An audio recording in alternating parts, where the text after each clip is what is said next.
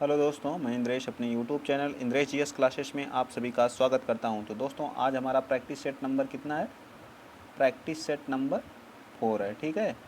और आप लोग बहुत ही अच्छा सपोर्ट कर रहे हैं, इसी तरह से सपोर्ट बनाए रखिए और मैं मोटिवेट होऊंगा और आप लोगों को अच्छी से अच्छी वीडियो अलग हिंदी की अलग क्लास चलाऊंगा और जो है मैथ की अलग जो है, ठीक है। ऐसे आप लोग बस सपोर्ट बनाए रखिए, जैसे आप लोग इस समय बनाए हुए हैं इसी तरह थोड़ा वीडियो शेयर और लाइक और सब्सक्राइब करते रहिए, ठीक है।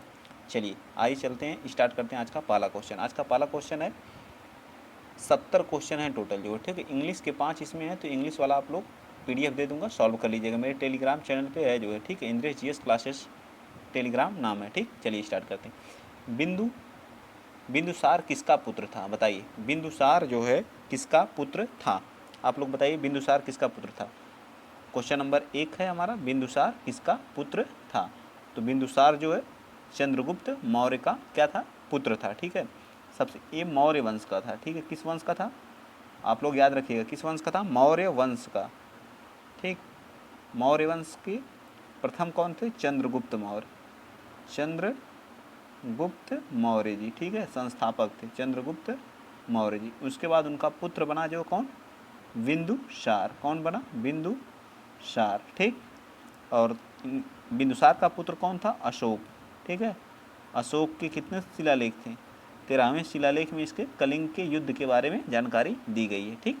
चलिए आइए चलते हैं नेक्स्ट, अगला क्वेश्चन। अगला question, question number 2। Question number 2 देखिए क्या कह रहा है। त्रिपिटक, त्रिपिटक की पवित्र ग्रंथ है, बताइए किसका है? सिख का है, जैन का है, या बौद्ध का है, या किसका है? मुस्लिम का। तो त्रिपिटक हमारा किसका है? बौद्ध धर्म का। किस धर्म का है? बौद्ध धर्म का क्या है? पवित्र पुस्तक है या ग्रंथ है। इसमें 3 त्रिपिटक में, एक विनय पिटक है। कौन कौन सा है? विनय पिटक, ठीक, विनय पिटक। एक सुत्त पिटक है, विनय पिटक, सुत्त पिटक, ठीक। विनय पिटक, सुत्त, अभिधम्य पिटक। कौन सा है? अभिधम्य पिटक, याद रखिएगा आप लोग, ठीक है। अभिधम्य पिटक, ठीक, याद रहेगा ना। बौद्ध धर्म के संस्थापक कौन थे? तो गौतम बुद्ध जी। कौन थे? गौतम बुद्ध जी थे, ठीक है, याद रखिएगा आप लोग, गौतम बुद्ध जी। जैन धर्म के संस्थापक कौन थे? तो महावीर स्वामी जी 24वें तीर्थंकर थे। संस्थापक ऋषभ देव जी थे, ठीक है, ऋषभ देव जी थे। चलिए, प्रथम तीर्थंकर कौन थे? ऋषभ देव जी। चलिए क्वेश्चन नंबर 3 बताइए। क्वेश्चन नंबर 3 आप लोगों के सामने, पाल साम्राज्य का प्रथम शासक कौन था? तो पाल वंश का जो है, पाल वंश का संस्थापक कौन था? पाल वंश का, तो पाल वंश का संस्थापक कौन था? गोपाल था। कौन था? गोपाल, ठीक है। इसका सबसे प्रतापी राजा कौन था? प्रतापी, प्रतापी राजा कौन था? तो धर्मपाल था, ठीक। कौन था? धर्मपाल था, याद रहेगा ना, कौन था? धर्मपाल था, याद रखेंगे आप लोग। जो पाल का शासनकाल कब से कब से? 750 से 770 ईस्वी तक। कब से? 770 ईस्वी तक, ठीक। चलिए ऐसे चलते हैं। नालंदा बिहार का निर्माण कराया था धर्मपाल ने। धर्मपाल ने किसका? नालंदा बिहार का भी निर्माण कराया था। चलिए यही चलते हैं क्वेश्चन नंबर 4। क्वेश्चन नंबर 4 आप लोगों के सामने रहा। क्वेश्चन नंबर 4 देखिए क्या कह रहा है कि भारत पर शासन करने वाला प्रथम मुस्लिम राजवंश कौन था? मुस्लिम राजवंश, बताइए। तो ऑप्शन के हिसाब से हमारा कौन था? गुलाम वंश था। कौन था? ऑप्शन के हिसाब से हमारा गुलाम वंश। कब से कब था? 1206 से 1206 ईस्वी से 1290 ईस्वी तक क्या किया था? शासन किया था, ठीक है। सबसे पहले कौन आया था? गुलाम वंश। फिर इसके बाद कौन आया बताइए? खिलजी। गुलाम के बाद खिलजी आया था, तुगलक आया था? तो खिलजी। फिर कौन आया? तुगलक। तुगलक, तुगलक के बाद कौन आए? सैयद आए। सैयद के बाद कौन आए? लोधी वंश आया। सैयद के बाद कौन सा वंश आया? लोधी वंश, ठीक है। लोधी वंश का संस्थापक कौन था? बहलोल लोधी था। बहलोल लोधी के बाद कौन आया था? सिकंदर लोधी। सिकंदर लोधी के बाद इब्राहिम लोधी। इब्राहिम लोधी और किसके किसके बीच युद्ध हुआ था? पानीपत का प्रथम युद्ध 1526 ईस्वी में बाबर और इब्राहिम लोधी के बीच हुआ था। और वहीं पे जो लोधी वंश का अंत हो जाता है और बाबर क्या करता है? मुगल वंश की स्थापना कर देता है, ठीक है। चलिए यही चलते हैं नेक्स्ट, अगला question. Question number 5। Question number 5 आप लोगों के सामने ये रहा, ठीक है। क्वेश्चन नंबर 5 करा, शिवाजी, शिवाजी महाराज के शासनकाल में मंत्री परिषद को किस नाम से जाना जाता है? तो अष्ट प्रधान के नाम से जाना जाता है। किस नाम से जाना था? अष्ट प्रधान के नाम से जाना जाता था शिवाजी के मंत्रिमंडल को, ठीक है, मंत्रिमंडल को। इसमें एक पद होता था सुमंत। कौन सा पद होता था? सुमंत, जिसको क्या कहते थे? विदेश मंत्री कहा जाता। क्या कहा जाता था? विदेश मंत्री। याद रहेगा ना आप लोगों को, क्या कहा जाता था? विदेश मंत्री। पेशवा का पद होता था, पेशवा। पेशवा सबसे बड़ा पेशवा का पद होता था। फिर किसका होता था? अमात्य होता था। कौन होता था? अमात्य होता था। ठीक, चलिए यही चलते हैं नेक्स्ट अगला question, question number 4, question number 6 है। ठीक है, क्वेश्चन नंबर 6 आप लोगों के सामने रहा। प्रार्थना समाज। कौन सा? प्रार्थना समाज। प्रार्थना समाज के संस्थापक निम्नलिखित में से कौन थे? बताइए, प्रार्थना समाज के संस्थापक कौन थे? तो प्रार्थना समाज के संस्थापक जो थे आत्माराम पांडुरंग जी थे। ठीक है, कहाँ? 1967 में इसकी स्थापना हुई थी। ठीक है, कहाँ पे? मुंबई में। कहाँ पे हुई थी? मुंबई में। याद रहेगा ना आप लोग, कहाँ पे हुई थी? मुंबई में हुई थी। ठीक, 1967। केशवा चंद्र सेन, जो केशव चंद्र सेन जी थे, उनकी प्रेरणा से इसकी क्या हुई थी? स्थापना हुई थी। केशव चंद्र सेन की प्रेरणा से आत्माराम पांडुरंग जी ने 1867 में मुंबई में इसकी स्थापना किए थे। ज्योतिबा फूले सत्य शोधक समाज की स्थापना किए थे, सत्य शोधक समाज की। ठीक, चलिए चलते हैं next, question number 7। Question number 7 आप लोगों के सामने रहा है यहाँ पे। क्वेश्चन नंबर 7 क्या कर रहा है? काकोरी षड्यंत्र मामला किस वर्ष हुआ था? तो 1925 में हुआ था। काकोरी षड्यंत्र मामला कब? 1925 में हुआ था। कब? 9 अगस्त 1925 में। 9 अगस्त 1925 में यह मामला हमारा कहाँ? लखनऊ से जो ट्रेन आ रही थी सहारनपुर के लिए, वहाँ पे एक पैसेंजर ट्रेन थी। ठीक, 8 डाउन उसको बोलते हैं। ठीक, ट्रेन में डकैती कर ली गई थी, इसी को क्या कहा जाता है? अब इसको जो काकोरी एक्शन डे के रूप में मनाया जाता है। काकोरी एक्शन डे के रूप में। इसमें कौन कौन से? तो राम प्रसाद बिस्मिल जी, राम प्रसाद बिस्मिल जी। ठीक, राम प्रसाद बिस्मिल जी। और इसमें अशफाकुल्ला जी, अशफाकुल्ला जी थे, अशफाक उल्ला खां जी थे। ठीक, अशफाक उल्ला खां। और कौन थे? एक जो रोशन सिंह जी थे। और एक राजेंद्र लाहिड़ी जी थे। कौन थे? राजेंद्र लाहिड़ी जी। ठीक, इनको जो राम प्रसाद बिस्मिल खां को कहाँ पे? गोरखपुर में फांसी दी गई थी। अशफाक उल्ला खां को कहाँ? ये भी क्वेश्चन पूछता है कि राम प्रसाद बिस्मिल जी को कहाँ फांसी दी गई थी, तो आप लोग याद रखिएगा कहाँ दी गई थी? तो गोरखपुर में। ठीक है, अशफाक उल्ला खान जी को कहाँ फांसी दी गई थी? तो फैजाबाद में दी गई। रोशन सिंह को नैनी, इलाहाबाद की नैनी जेल में जो है इनको फांसी दी। राजेंद्र लाहिड़ी को आप लोग एक बार देख लीजिएगा। ठीक है, कहाँ पे इनको फांसी दी गई थी। ठीक, चलिए यही चलते हैं नेक्स्ट क्वेश्चन, अगला question, question number 8। Question number 8 बताइए, सुभाष चंद्र बोस ने निम्नलिखित में से किस पार्टी की स्थापना की थी? बताइए, सुभाष चंद्र बोस जी ने निम्नलिखित में से किस पार्टी की क्या किए थे? स्थापना किए थे। बताइए, सुभाष चंद्र बोस ने अभिनव भारत की वीर सावरकर जी ने किए थे। अभिनव भारत की कौन? वीर सावरकर जी ने। आज़ाद हिंद फौज की स्थापना इन्होंने की नहीं थी। रिवोल्यूशन तो फॉरवर्ड ब्लॉक की स्थापना 1939 में सुभाष चंद्र बोस जी के द्वारा की गई थी। किसके द्वारा? सुभाष चंद्र बोस जी के द्वारा की गई थी। याद रहेगा ना, जब इन्होंने क्या किया था? जो हमारी कांग्रेस के अध्यक्ष पद से क्या दे दिया था? इस्तीफा दे दिया था, इस्तीफा दिया। ठीक है, 1939 में। और उसके बाद जो फॉरवर्ड ब्लॉक की स्थापना की थी।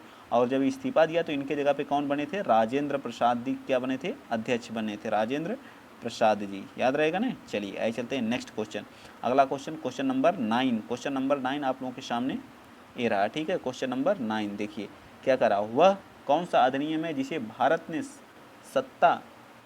सत्ता ब्रिटिश इंडिया कंपनी से क्राउन को हस्तांतरित की थी? बताइए कौन सा अधिनियम था? तो वह अधिनियम भारत सरकार अधिनियम 1958 था। भारत सरकार अधिनियम 1958 था। इसमें क्या होता है? नियंत्रण जो कंपनी से जो अधिकार होता है, कंपनी से अधिकार छीन करके किसको दे दिया जाता है? क्राउन को।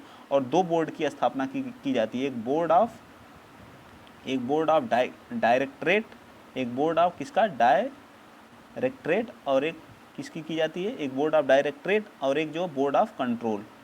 किसकी? बोर्ड ऑफ कंट्रोल की भी स्थापना की जाती है, बोर्ड ऑफ कंट्रोल। ठीक है, बोर्ड ऑफ कंट्रोल। ठीक, और भारत सचिव को सत्ता क्या की जाती है? हस्तांतरित कर दी जाती है। याद रहेगा ना। और इसके तहत जो तो आज़ादी हमको मिली थी, भारत सरकार शासन अधिनियम के तहत हमको आज़ादी 1935 के तहत जो है जितने हमारे इससे क्या अधिकांश भाग जो हमारे संविधान के जो है यहीं से लिए गए हैं। ठीक है, याद रहेगा ना 1935 वाला जो। और यहाँ से द्वैध शासन जो प्रांत में वो खत्म की, केंद्र में द्वैध शासन व्यवस्था लागू कर दी गई थी। चलिए यही चलते हैं क्वेश्चन नंबर 10। क्वेश्चन नंबर 10 क्या कह रहा है? देखिए क्वेश्चन नंबर 10, क्वेश्चन नंबर 10 कह रहा है कि स्वराज पार्टी के निर्माण में मोतीलाल नेहरू 1923 में इसकी स्थापना हुई थी, स्वराज पार्टी की, ठीक है। जब गांधी जी ने असहयोग आंदोलन 1922 में स्थगित कर दिया था, इससे आहत होकर के चित्तरंजन दास और मोतीलाल नेहरू जी ने स्वराज पार्टी की क्या कर दिए थे, स्थापना कर दिए थे, ठीक है। क्या कर दिए थे, स्थापना कर दिए थे, ठीक। चलिए आइए चलते हैं क्वेश्चन नंबर हमारा 11। क्वेश्चन नंबर 11 देखिए क्या कह रहा है। क्वेश्चन नंबर 11 कह रहा है कि भारत में सर्वाधिक जैव विविधता कहाँ पाई जाती है। अब ये 5 क्वेश्चन हमारे जियोग्राफी के स्टार्ट हो गए। अब तक हमारे मॉडर्न हिस्ट्री और एंशियंट और मिडाइवल हिस्ट्री से 5, मिडाइवल और एंशियंट से 5 जो है हमारे आंदोलन से थे। अब ये 5 हमारे जियोग्राफी के क्वेश्चन स्टार्ट हो गए हैं। आप लोग ज़्यादा से ज़्यादा प्रैक्टिस करिए और कम से कम जो है आप लोग 85 प्लस लाने की कोशिश करिए इस बार जो है, ठीक है। तभी आप जो लोअर पीसीएस का एग्ज़ाम जो हो गया उसमें बैठ सकते हैं, ठीक है। और वीडियो अगर आप लोगों को अच्छा लग रहा है तो प्लीज़ ज़्यादा से ज़्यादा शेयर करिए, लाइक करिए, सब्सक्राइब करिए। मैं और अच्छा से अच्छा कोशिश करता हूँ आप लोगों को कंटेंट देने के लिए, ठीक है। डिटेल से बताने की कोशिश करता हूँ, लेकिन आप लोग टाइम ज़्यादा लगता है, ज़्यादा बड़ा वीडियो होता है तो आप लोगों को दिक्कत होती है, ठीक है। चलिए फिर भी बताने की पूर्ण कोशिश रहती है, ठीक। चलिए, भारत में सर्वाधिक जैव विविधता पाई जाती है, कहाँ पाई जाती है, कश्मीर घाटी में या फूलों की घाटी या शांत घाटी में। तो सबसे ज़्यादा कहाँ पे पाई जाती है जैव विविधता, शांत घाटी। शांत घाटी हमारी कहाँ है, केरल में है, ठीक है। शांत घाटी कहाँ पे है, केरल में। फूलों की घाटी कहाँ है, उत्तराखंड में। सुरमा घाटी कहाँ है, आंध्र प्रदेश में है, ठीक है। कहाँ पे है, आंध्र प्रदेश में, सुरमा घाटी, ठीक है। सुरमा घाटी हमारी कहाँ, आंध्र प्रदेश में है, ठीक है। और कश्मीर घाटी जो जम्मू कश्मीर में है, ठीक। चलिए आइए चलते हैं क्वेश्चन नंबर 12। क्वेश्चन नंबर 12 देखिए क्या करा, कहाँ भागीरथी और अलकनंदा मिल करके गंगा बन जाती हैं, बताइए कहाँ पे। ये हमारी नदी है, ठीक है। यहाँ पे हमारा देवप्रयाग, ठीक। ये हमारी कौन होगी, अलकनंदा हो गई, ए से अलकनंदा और बी से भागीरथी। यहाँ आकर के क्या, देवप्रयाग में हमारी यहाँ से गंगा नदी कहलाने लगती है, ठीक है। गंगा के नाम से जानी जाती है। फिर आगे बढ़ते हुए क्या करती है, कानपुर में सबसे प्रदूषित नदी के रूप में जानी जाती है। फिर इसकी एक वितरिका यहाँ से निकल जाती है और आगे जाकर के कहाँ चली जाती है,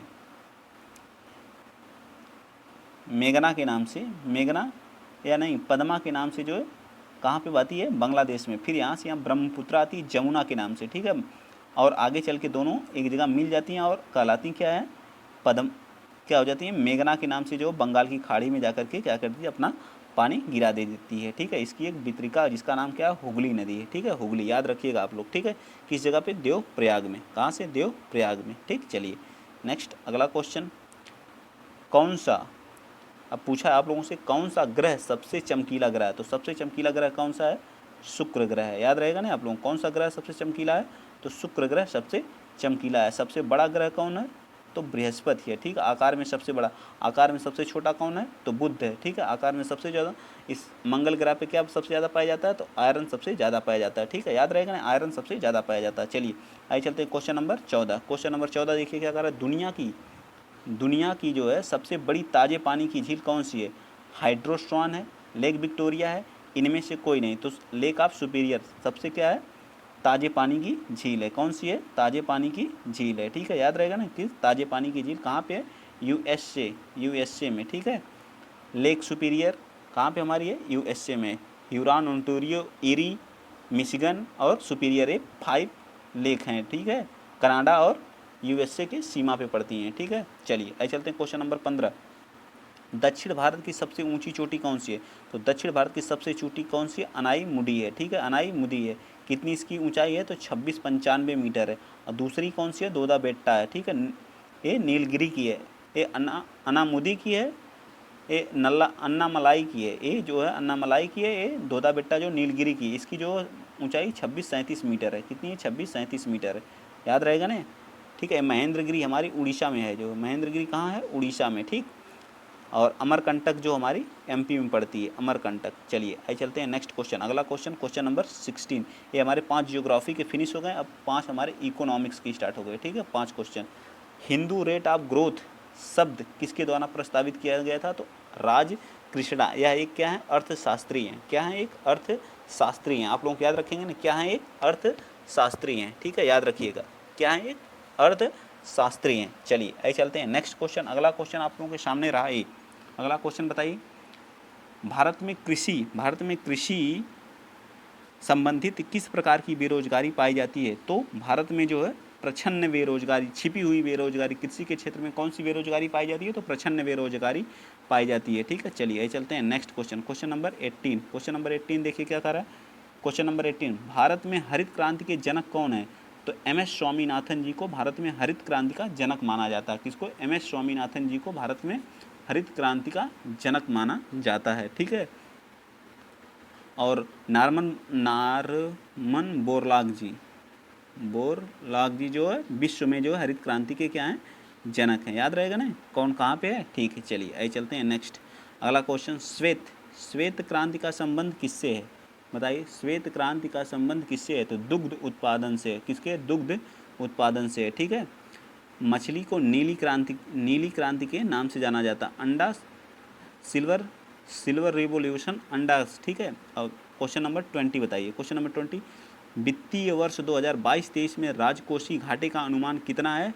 तो GDP का 6 कितना है? 6.4% है। GDP का 6.4% है। करंट अफेयर का क्वेश्चन था एक तरह से देखा जाए तो। ठीक है, किसका था? करंट अफेयर का। ठीक, चलिए आगे चलते हैं।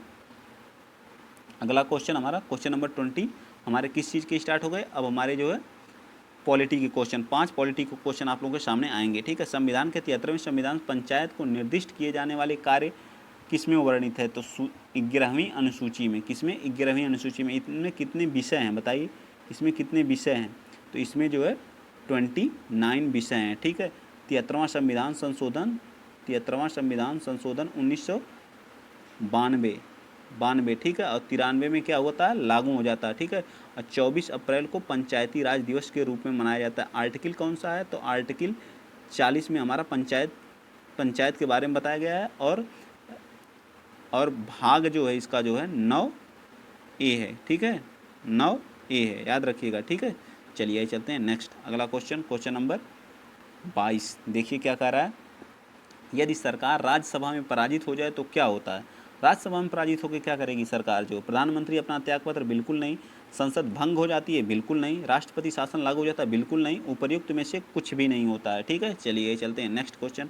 अगला क्वेश्चन, क्वेश्चन नंबर हम लोग सामने रहा है क्वेश्चन नंबर 23। क्वेश्चन नंबर 23 देखिए क्या करा। राष्ट्रपति के उम्मीदवार के लिए आवश्यक क्या है? तो राष्ट्रपति के लिए जो बताइए आर्टिकल कौन सा है? तो आर्टिकल 52 के तहत भारत का एक राष्ट्रपति होगा। ठीक है, 35 वर्ष की उम्र चाहिए? बिल्कुल सही है। पढ़ा लिखा हो? जरूरी नहीं है, पढ़ा लिखा जरूरी नहीं है। तो लोकसभा का सदस्य निर्वाचित होने के लिए अहर्ता हो? बिल्कुल सही है। भारत का नागरिक हो? बिल्कुल सही। लेकिन हमसे इसमें पूछा है कि कौन आवश्यक नहीं है, तो हमें पढ़ा लिखा जरूरी नहीं है। ठीक है, पढ़ा लिखा नहीं रहेगा तब भी वो राष्ट्रपति। ऑप्शन के हिसाब से हमारा B part is the right answer हो जाएगा। B part is the right answer होगा। लेकिन अब इसके बारे में ये कुछ देखें, आर्टिकल 52 के तहत भारत का एक क्या होगा? राष्ट्रपति होगा। ठीक है, महाभियोग इस पर जो है महाभियोग आर्टिकल 61 के तहत चला सकते हैं। अध्यादेश जो है अध्यादेश जारी कर सकता है आर्टिकल किसके तहत? आर्टिकल 123 के तहत राष्ट्रपति अध्यादेश जारी कर सकता है। ठीक है, चलिए, और 72 के तहत जो क्या कर सकता है? सज़ा को माफ़ कर सकता है। आर्टिकल 72 के तहत सज़ा को क्या कर सकता है? माफ़ कर सकता है। ठीक है, चलिए चलते हैं नेक्स्ट क्वेश्चन। ऐसे आप लोग याद किया करिए, जो क्वेश्चन आए सामने उसके बारे में डिटेल से आप लोग पढ़ा करिए। ठीक है, चलिए भाग 2 तो नागरिकता। ठीक है, भाग 3 मूल अधिकार, बिल्कुल सही। भाग 4 नीति निदेशक तत्व। भाग 4 का ए हमारा मौलिक कर्तव्य है। तो इस हिसाब से यहाँ 5 दिया है। 5 में हमारा संघ की बात कही गई है। ठीक है, किसकी बात कही गई है? संघ की बात की गई है। ठीक है, आइए चलते हैं next question, question number 25। Question number 25 आप लोगों के सामने रहा है। क्या कह रहा है कि लोकसभा के लिए चुनाव में निर्वाचित होने के लिए किसी व्यक्ति के लिए न्यूनतम आयु क्या? लोकसभा हो गई, ठीक है, या विधानसभा हो गई, इन दोनों के लिए 25 वर्ष होनी चाहिए आयु।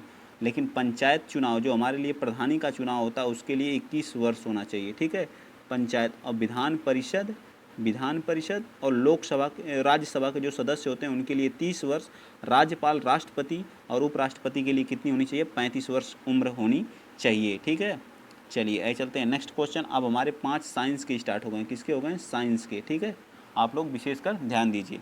न्यूटन का पहला नियम के रूप में जाना जाता है। तो जड़त्व के नियम के रूप में अगर कोई वस्तु मतलब स्थिर अवस्था में है तो वो तब तक स्थिर रहेगी जब तक उस पर कोई फोर्स ना लगाया जाए। ठीक है, चलिए आइए चलते हैं नेक्स्ट। बस आप लोग इतना याद रखिएगा। चलिए क्वेश्चन नंबर 27। क्वेश्चन नंबर 27, प्रति सेकंड होने वाले दोलन की संख्या क्या कहलाती है? तो आवृत्ति कहलाती है। क्या कहलाती है? आवृत्ति कहलाती है। ठीक है, न्यूलैंड्स के अष्टक नियम के अनुसार निम्नलिखित में से कौन सा सोडियम का परमाणु क्रमांक कितना होता है? तो 11 होता है। पहले अष्टक में कितने? 2 भरे जाते हैं, तीसरे में 8 भरे जाते हैं, फिर 8 भरे जाते हैं, लेकिन उतना उसके पास है ही नहीं। कितना बचा? 8 2 10 भर चुके हैं तो 1 बचा। लिथियम का कितना होता है? लिथियम का 3 होता है परमाणु क्रमांक। पहले में कितना भरा जाएगा? 2, लास्ट वाले में 1 भरा जाएगा। तो इन दोनों का मैच कर गया तो क्या हो जाएगा? गुण समान होते हैं। ठीक है, लिथियम के गुण क्या होते हैं? सोडियम से समान होते हैं। चलिए अगला क्वेश्चन, दूध में पाया जाने वाला प्रोटीन कौन सा है? एल्बुमिन है, ग्लोब्यूलिन है, या ग्लोबिन है, या कैसीन? तो कैसीन, दूध में कौन सा प्रोटीन पाया जाता है? कैसीन प्रोटीन पाया जाता है। कैरेटिन के कारण दूध का जो कलर होता है वो क्या होता है? पीला होता है। याद रखिएगा आप लोग, क्या होता है? पीला होता है। याद रखेंगे ना। चलिए अगला question, next question, question number, बेरी रोग निम्नलिखित में से किसकी कमी के कारण होता है? तो विटामिन B1 की कमी से होता है। ठीक है, वेरी इसको बोलते हैं थायमीन। इसका रासायनिक नाम क्या है? थायमीन है। विटामिन BE की तरह से बांझपन होता है। ठीक है, विटामिन B12 कैंसर के लिए होता है। ठीक है, विटामिन B12 किसके लिए होता है? कैंसर के लिए होता है। ठीक है, चलिए आइए चलते हैं नेक्स्ट क्वेश्चन नंबर। अब हमारा यहाँ 5 मैथ के। ठीक है, मैथ के लिए हम थोड़ा सा समय आप लोगों को लगेगा। मैथ और रीजनिंग में 10 क्वेश्चन मैं उनको भी ऐड किया हूँ। तो चलिए पहला क्वेश्चन आप लोगों को सॉल्व कराता हूँ। 31 में क्या कर रहा है? 1131। एक किसका बताइए? एक किसका? एक मिनट। एक किसका जो क्यूब रूट है बताइए? 11 का। किसका है? 11 का। आप लोगों को याद होना चाहिए ये सारी चीज़ें। ठीक है, और ये किसका स्क्वायर है? ये बताइए। 729 किसका स्क्वायर है? ये भी आप लोगों को याद होना चाहिए। अभी सब निकालना यहाँ कोई बताएगा तो बहुत समय लगेगा। किसका होगा बताइए? ये 27 का स्क्वायर होता है। ठीक है, 27 का स्क्वायर हो, जब इसको बाहर लेंगे कड़ी से तो 27 आ जाएगा। और 512 किसका क्यूब रूट होता है? तो 8 का होता है। ठीक, अब इसको माइनस कर लीजिए तो कितना आ जाएगा? 30 आंसर आ जाएगा। अगर आप लोगों को याद है तो एक लाइन का क्वेश्चन है, कहानी खत्म। देखें कितना आसान क्वेश्चन है। चलिए चलते हैं नेक्स्ट क्वेश्चन। अगला question, question number 32। Question number 32 का दो संख्या तीसरी संख्या से, मान लीजिए कोई एक संख्या ए है, दूसरी यहाँ रही आप लोगों के सामने और तीसरी ए रही। ठीक है, तीसरी संख्या हम 100 मान लेते हैं। ठीक है, पहली संख्या 117 हो जाएगी और दूसरी कितनी हो जाएगी? 150 हो जाएगी। ठीक है, अभी कह रहा पहली और दूसरी के बीच अनुपात कितने का है? तो आप किससे काटेंगे बताइए? 3 से काटिए। 3 त्रिका 9। ठीक है, 3 त्रिका 9 और 3 9 27 हो जाएगा। ठीक है, 3 5 15। इन दोनों फर्स्ट और सेकंड के बीच रेशियो कितने आ गए? 39 और 15 का। तो D part is the right answer. बहुत आसान क्वेश्चन इसमें आएंगे। ठीक है, आप लोग डरने की कोई ज़रूरत नहीं है और धीरे धीरे मुझसे जुड़े रहेंगे तो बहुत सारे क्वेश्चन सॉल्व करवा दूंगा मैं। ठीक है, इसको क्या लिख सकते हैं? अंडर रूट 32 को क्या लिख सकते हैं? 4 रूट 2 लिख सकते हैं। ठीक है, माइनस इसको क्या लिख सकते हैं? 3 रूट 2 लिख सकते हैं 18 को। नीचे देखिए रूट 50 को क्या लिख सकते हैं? 5 रूट 2 लिख सकते हैं। प्लस 8 को क्या लिख सकते हैं? 2 रूट 2 लिख सकते हैं। ठीक, अब देखिए इसमें सब्ट्रैक्ट करेंगे तो ऊपर क्या बचेगा? रूट 2 बचेगा, नीचे क्या बचेगा? 7 रूट 2। रूट 2 से रूट 2 कट गया, आ गया आंसर कितना? 1/7। तो B part is the right answer. ठीक है, समझ में आ गया होगा मेरे ख्याल से, किसी को कोई प्रॉब्लम नहीं हो रही होगी मैथ में जो है। चलिए चलते हैं नेक्स्ट क्वेश्चन। अगला क्वेश्चन आप लोगों के सामने यहाँ पे रहा, क्वेश्चन नंबर 37। देखिए क्वेश्चन नंबर 37 क्या कर रहा है कि 572 रुपये में एक कुर्सी बेची जाती है। मतलब SP दिया है, SP का मतलब सेलिंग प्राइस कितनी है? 572। सेलिंग प्राइस का मतलब विक्रय मूल्य। ठीक है, और कह रहा है बेचने पर एक वस्तु को 30% का लाभ हो रहा है। तो मतलब 130% किसके बराबर है? 130% बराबर 572 के। ठीक है, तो 100% मतलब कोई वस्तु 100% है उसको क्रय, 100% हमेशा अपने आप में क्या होता है? क्रय मूल्य होता है। ठीक है, क्रय या इसको क्या बोलते हैं? कास्ट प्राइस बोलते हैं। ठीक है, तो 100% बराबर निकाल लीजिए 572 बटे में 130 इंटू 100। अब इसको कैलकुलेट यहाँ मैं कर दे रहा हूँ। तो 572 बटे में 130 इंटू 100, इसको कैंसिल कर दीजिए। 0 से 0, 13 5 13 चौका 52। ठीक है, फिर 13 चौका 52 करिए, 440 इज द राइट आंसर। कितना आ जाएगा? 440। C part is the right answer. ठीक है, अब इस चीज़ को आप लोगों को कैलकुलेट करना पड़ेगा भाई, जो कुछ नहीं, ऐसे सवाल है आसान आसान है जो। अब देखिए अगला क्वेश्चन कह रहा है कि 15 व्यक्तियों की औसत आयु 32 है। 15 व्यक्ति कितने हैं? 15 है, तो उनका योग कितना हो जाएगा? 15 इंटू 32 मल्टीप्लाई करेंगे तो 15 दूनी 30 आ जाएगा। ठीक है, 15 दूनी 30, अब 15 तियाँ 45 और 3 कितना हो जाएगा? 48, 480 आ गया। 15 व्यक्तियों का योग आ गया। ठीक है, ये क्या करा? और 2 व्यक्ति, 15 व्यक्ति थे, 2 और आ गए, 2 और आ गए। बताइए अब कितने हो गए? 17 व्यक्ति हो गए। ठीक है, और उनकी औसत आयु कितना? 32 से क्या हो जा रही? 35 हो जा रही है। अब देखिए कितना आ रहा, तो 17 कितना हो जाएगा बताइए? 17 चौक 17 पच्चे 85 होता है ना, 5 हो जाएगा। और यहाँ 17 17 17 17 51, 51 8 कितना हो जाएगा बताइए? 59 हो जाएगा। ठीक है, 59। अब इसमें से घटा दीजिए तो 2 व्यक्तियों को आप यहाँ से निकाल सकते हैं। कितना आ गया? 5, और ये कितना हो जाएगा? 1, और यहाँ कितना है? 115। 2 व्यक्तियों की आयु कितनी हो गई? 115 हो गई। ठीक है, और नए व्यक्ति की आयु में अंतर क्या है? मतलब अगर एक की x है तो एक की क्या है? x माइनस 1 है। ठीक है, उनकी आयु में अंतर, अगर एक की x है तो दूसरे की क्या है? x माइनस 1, तो दोनों को जोड़ दीजिए, इधर ले जाएंगे तो कितना हो जाएगा? तो 2x बराबर कितना हो जाएगा? 200, इसमें इधर जाएगा तो जुड़ जाएगा। ठीक है, तो ये हो जाएगा 122। 122 से जब 2 को भाग देंगे तो x बराबर कितना आ जाएगा? 61। ये तो सबसे बड़े वाले की, इसमें 7 माइनस कर देंगे यहाँ पे रख के, तो सेकंड वाले की 54 आंसर आ जाएगा। हमसे छोटे वाले की पूछा है। ठीक है, कितना आ जाएगा? 54 आ जाएगा। मेरे ख्याल से आप लोगों को, अगर नहीं वीडियो रोक करके दोबारा देखिएगा, आप लोगों की बात समझ में आ जाएगी। थोड़ा सा ये वाला टफ क्वेश्चन है। ठीक, चलिए आइए चलते हैं। अब हमारा 5 क्वेश्चन किस चीज़ के स्टार्ट हो गए? हिंदी के। 5 क्वेश्चन किसके स्टार्ट हो गए? हिंदी के। ठीक है, चलिए। उत्तरायण का विलोम क्या होता है? तो दक्षिणायन होता है। क्या होता है? पुरातन का विलोम क्या होता है? अधुनातन होता है। ठीक है, लघु का विलोम क्या होता है? बताइए फटाफट। लघु का क्या होता है? दीर्घ होता है। ठीक है, सम का विलोम बताइए। तो सम का क्या होता है? विषम होता है। अस्थावर का बताइए। जगम होता है। ठीक, अस्थावर का क्या? जंगम होता है। ठीक, चलिए ऐसे चलते हैं नेक्स्ट अगला क्वेश्चन। Question number 37। वह स्त्री जिसका पति परदेश या विदेश गया हो तो उसे कहते हैं प्रोषित पतिका। क्या बोलते हैं? प्रोषित पतिका। नवोढ़ा, नवोढ़ा उसको बोलते हैं जिस स्त्री का क्या होता है? जिस स्त्री की अभी हाल ही में क्या हुई थी? शादी हुई होती है, उसको क्या बोलते हैं? नहोढ़ा बोलते हैं। ठीक है, न ओढ़ा बोलते हैं, याद रहेगा ना। या नई ब्याही हुई स्त्री को न ओढ़ा बोलते हैं। वह स्त्री जिसका पति प्रदेश चला गया है उसको प्रोषित पत्रिका बोलते हैं। ठीक, और आगत पत्रिका किसको बोलते हैं? जिसका पति प्रदेश से क्या होने वाला? आने वाला हो, मतलब प्रदेश से लौट के आया हो, उसको बोलते हैं आगत पत्रिका। याद रहेगा ना। अब प्रवस्यत पत्रिका उसको बोलते हैं, उसको बोलते हैं जिसका मतलब जो, जिसका पति क्या विदेश जाने को हो, मतलब विदेश जाने को हो, और पत्नी क्या हो? उसके वियोग की कल्पना से क्या हो? दुखी हो। आप समझ में आया? प्रवस्य पत्रिका उसको बोलते हैं जिसका पति विदेश जाने को और उसकी पत्नी क्या हो? उसके वियोग में क्या हो? दुखी हो, उसको प्रवस्य पत्रिका। ये याद रखिएगा, इंपॉर्टेंट है। ठीक है, बहुत। और नवोढ़ा जो स्त्री का भी हाल ही में विवाह हुआ उसको नवोढ़ा बोलते हैं। प्रोषित पत्रिका जिसका पति परदेश गया हो उसको पोषित पत्रिका बोलते हैं। आगत पत्रिका जिसका पति प्रदेश से आने वाला हो, ठीक है, लौटा हो, उसको बोलते हैं आगत पत्रिका। ये वाला थोड़ा सा ध्यान से देख लीजिएगा। ठीक, क्वेश्चन नंबर 38। यमुना, यमुना का पर्यायवाची क्या होता है? तो हंससुता होता है, अर्कजा भी होता है और कृष्णा भी होता है। ठीक है, हंससुता, अर्कजा ये सब हमारे किसके हैं? यमुना के पर्यायवाची हैं। सूर्य तनया भी बोलते हैं इसको, जो सूर्य तनया। लेकिन ये क्या होता है? कुलंग कसा जो नदी का पर्यायवाची होता है। किसका होता है? तो नदी का पर्याय। तो यही पार्ट हमारा क्या हो जाएगा? सही हो जाएगा। ठीक है, नदी, सरिता, तरंगिणी ये सब हमारे नदी के पर्यायवाची। प्रयोजन, प्रयोजन का मतलब क्या होता है? हेतु भी होता है, उद्देश्य भी होता है और लक्ष्य होता है, लेकिन नियोजन नहीं होता है। तो हमारा डी पार्ट इधर है, समानार्थी नहीं है, तो हमारा डी पार्ट इधर राइट आंसर। चलिए क्वेश्चन नंबर बताइए 40। 40 का आंसर बताइए। वही प्लस कार होता है। क्या होता है? वही प्लस कार होता है। बहिष्कार कौन सी संधि है?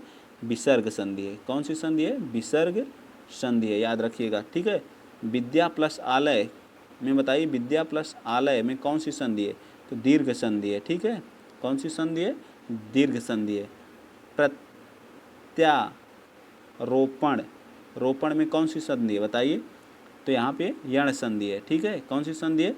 यण संधि है। ठीक, पवन, पवन में कौन सी संधि है? तो आयादि संधि है, याद रखेंगे आप लोग। ठीक है, ये इंग्लिश के 5 क्वेश्चन है, इसको आप लोग देख लीजिएगा, ठीक। इंग्लिश के अब मैं आगे कराता हूँ किसका, रीजनिंग का, ठीक। रीजनिंग के क्वेश्चन आप लोग क्वेश्चन नंबर 46 देखिए। क्वेश्चन नंबर 46 क्या कह रहा है, दिए गए विकल्पों में से निम्नलिखित में से कौन सा एक दूसरे से संबंध, गुगली किससे, क्रिकेट से है, तो गैम्बिट किससे है, गैम्बिट हमारा जो संतरज में होता है, ठीक है, गैम्बिट, ठीक।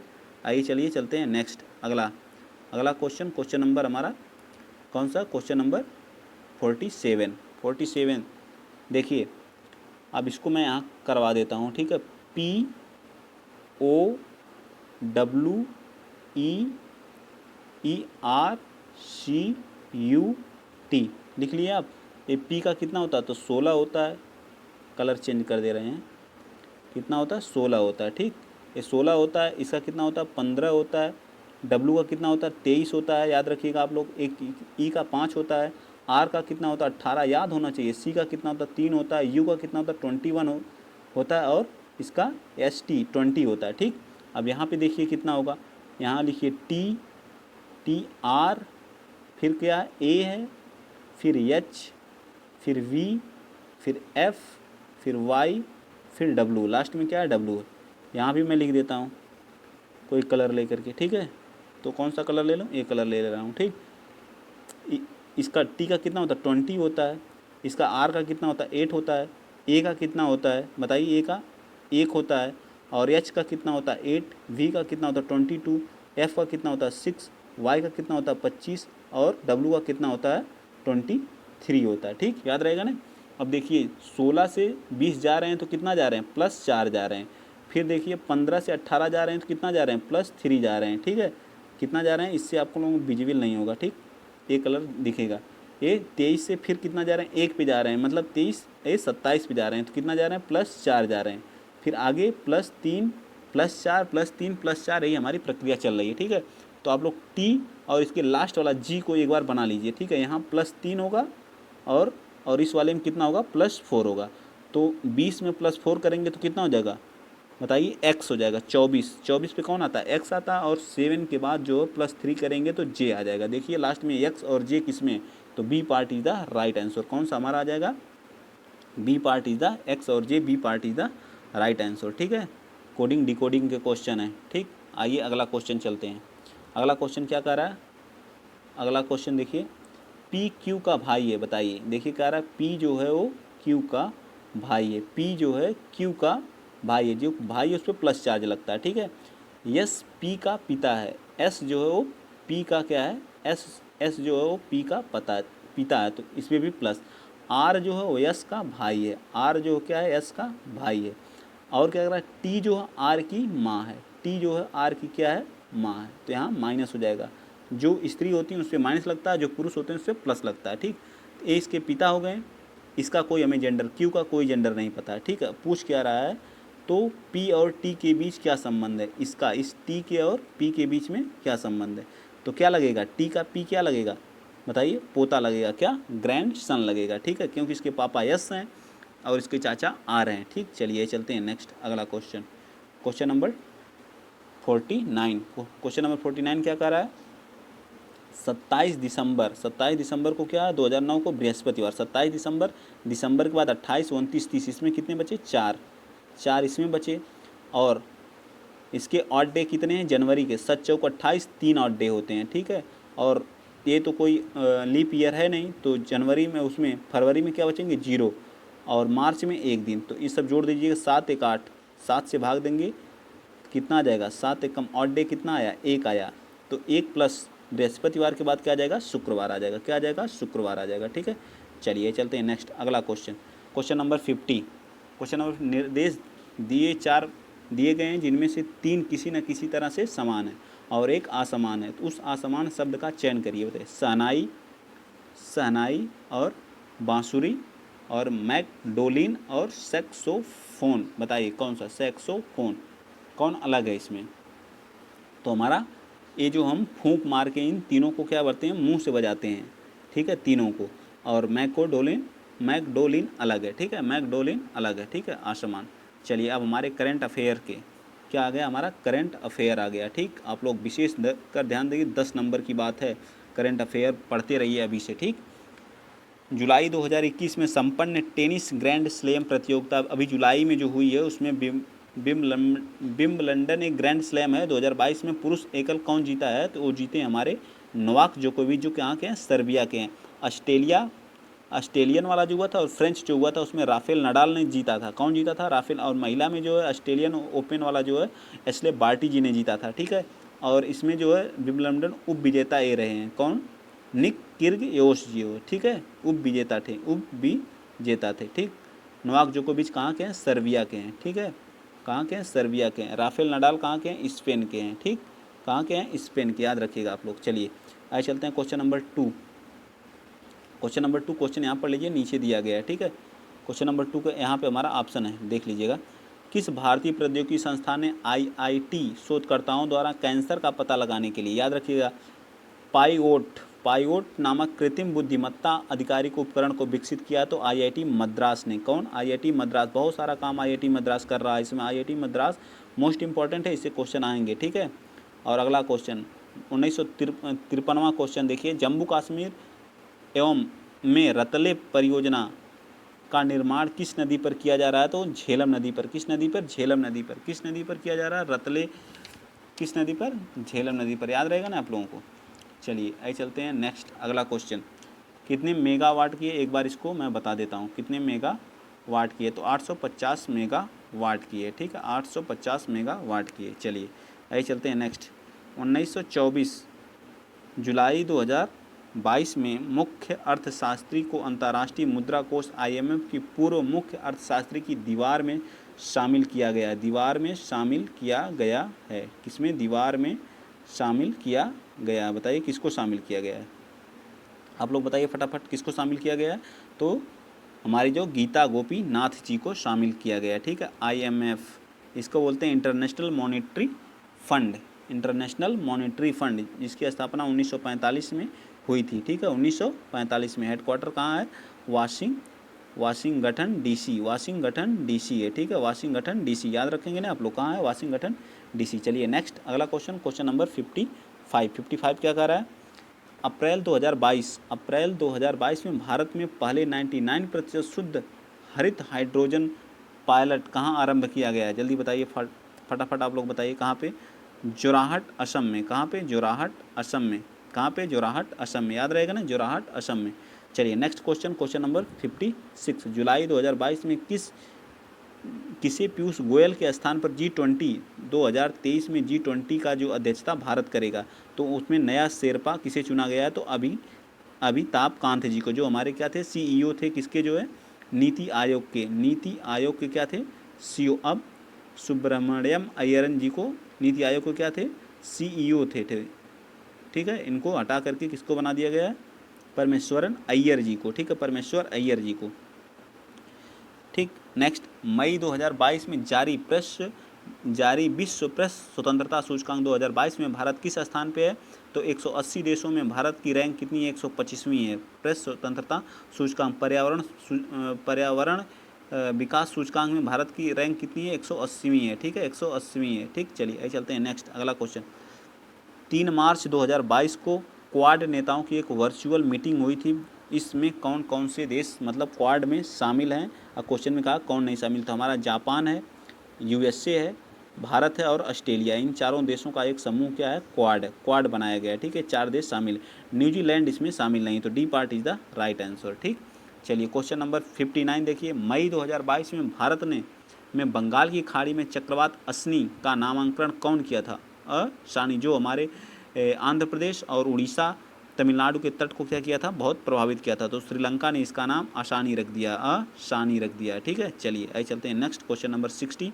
क्वेश्चन नंबर 60 आप लोगों के सामने, मार्च 2022 में ताल ज्वालामुखी का विस्फोट हुआ, यह ज्वालामुखी किस देश में है, तो फिलीपींस की राजधानी कहाँ है, मनीला, कहाँ पे है, मनीला है, ठीक है, फिलीपींस की राजधानी कहाँ है, मनीला है, ठीक, याद रखेंगे आप लोग। चलिए चलते हैं नेक्स्ट क्वेश्चन। अब हमारे किसके, स्टैटिक्स GK के स्टार्ट हो गए, किसके, 10 नंबर के भी, इन दोनों पे आप लोगों को फोकस करना है, यही दोनों मेन है, स्टैटिक्स GK, ठीक।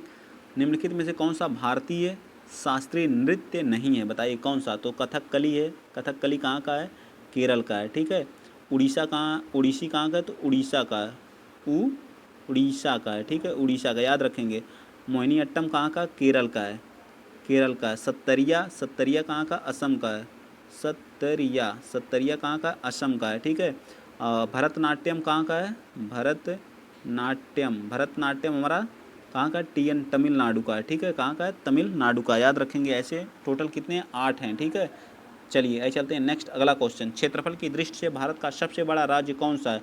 तो क्षेत्रफल की दृष्टि से सबसे बड़ा राज्य हमारा कौन सा है, राजस्थान है।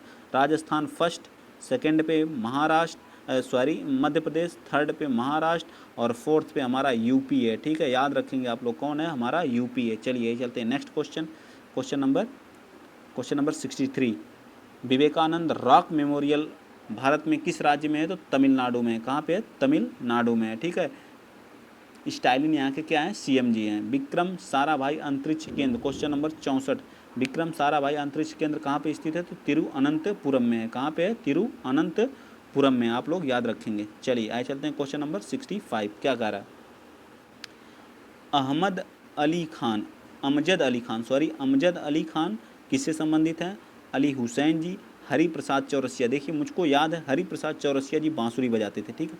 अल्लाह रखा खा, तो मैं इनको ला इनके लास्ट में आता तो मैं तबला, अल्लाह तबला, इस तरह से याद कर लेता हूँ, ठीक है, तबला। तो अब देखिए सी का किस में है, देखिए 2 में है, बी में है और सी में है। सी का 1 और डी का 3, इससे आप तो दोनों में कन्फ्यूजन हो गया, ठीक है। अमजद अली खां, अब बताइए क्या थे, एक सहनाई वादक थे या सरोद वादक? तो ये क्या थे, सरोद वादक थे। क्या थे, सरोद वादक थे। तो C part is the right answer, ठीक है। चलिए चलते हैं next question. Question number 69। Indonesia की मुद्रा क्या है? बहुत आसान है ये सब चीज़ें, रुपया है। कहाँ की है, रुपया, रुपया भारत की है, ठीक है। अगला क्वेश्चन नंबर 67। मई 2022 में इंटरनेशनल बुकर प्राइज जीतने वाले कौन थे? तो गीतांजलि श्री। कई बार मैंने इसे आपको स्टैटिक जीके की जो मेरी सुबह क्लास चलती है उसमें कई बार इस क्वेश्चन को मैं खुद कराया हूँ, ठीक है। कौन है, गीतांजलि श्री जी हैं, ठीक है। चलिए क्वेश्चन नंबर 68। मई 2022 में UEFA चैंपियन लीग 2021 में खिताब किस क्लब ने जीता? तो लिवरपूल ने जीता। कौन जीता, लिवरपूल। इसको भी मैंने कई बार कराया, ठीक है। जून 2022 में, क्वेश्चन नंबर 69, जून 2022 में अबू धाबी UAE में आयोजित 22वें अंतर्राष्ट्रीय भारतीय फिल्म अकादमी IIFA वितरण समारोह में किस फिल्म को सर्वश्रेष्ठ फिल्म का पुरस्कार? ऐसे बड़े बड़े क्वेश्चन लिख के आएंगे, ठीक है, तो आप लोग तैयार रहिए उसको। कौन, शेरशाह फिल्म के लिए, सर्वश्रेष्ठ फिल्म के लिए पुरस्कार मिला और कृति सेनन को सर्वश्रेष्ठ अभिनेत्री का पुरस्कार मिला था, ठीक है। चलिए, प्रतिवर्ष विश्व खाद्य सुरक्षा दिवस कब मनाया जाता है? तो ये हमारा जो है 7 जून को मनाया जाता है। कब मनाया जाता है? 7 जून को मनाया जाता है, याद रखिए कब मनाया जाता है, 7 जून को मनाया जाता है, याद रहेगा ना आप लोगों को, कब मनाया जाता है, 7। इसकी जो थीम है, थीम बता दे रहा हूँ मैं, क्या है, 7 जून को मनाया, सेफर, इंग्लिश में ही याद रखिएगा, safer food better health, safer food better health, ठीक है, सेफर फूड बेटर हेल्थ, याद रखिएगा, सेफर फूड बेटर हेल्थ, 7 जून को विश्व खाद्य सुरक्षा दिवस। तो आज के लिए इतना ही। आप लोग बहुत सपोर्ट कर रहे हैं, इसके लिए आप लोगों का बहुत बहुत धन्यवाद। यहाँ से हमारा क्या है, जो हमारे पैराग्राफ हैं इनको मैं लास्ट में जब हमारा 1 महीने बचेगा तो इसको करवा दूंगा एक ही साथ, सारी चीज़ें आप लोगों को तैयार हो जाएंगी, ठीक है। एक ही वीडियो में बहुत लंबी वीडियो हो जाएगी, फिर भी ये 40-45 मिनट की वीडियो हो जाती है, मैथ है, रीजनिंग है, ठीक है। तो अगर आप लोग ऐसे सपोर्ट बनाए रहेंगे तो मैं और नई नई वीडियो लाऊंगा और प्रैक्टिस सेट आप लोगों के सामने लाऊंगा, ठीक है। आप लोग ज़्यादा से ज़्यादा क्या करिए, सपोर्ट को बनाए रखिए। आज आप लोगों को एक क्वेश्चन मैं और दे रहा हूँ और वह क्वेश्चन है सिडबी, SIDIBI, सिडबी बैंक के बारे में आप लोग जितना जानते हैं उसको कमेंट बॉक्स में आप लोग छाप दीजिएगा, ठीक है। तो अगर आप लोगों को वीडियो अच्छा लग रहा है तो प्लीज़ ज़्यादा से ज़्यादा लाइक करिए, शेयर करिए, चैनल को सब्सक्राइब करिए। आज के लिए इतना ही। जय हिंद, जय भारत।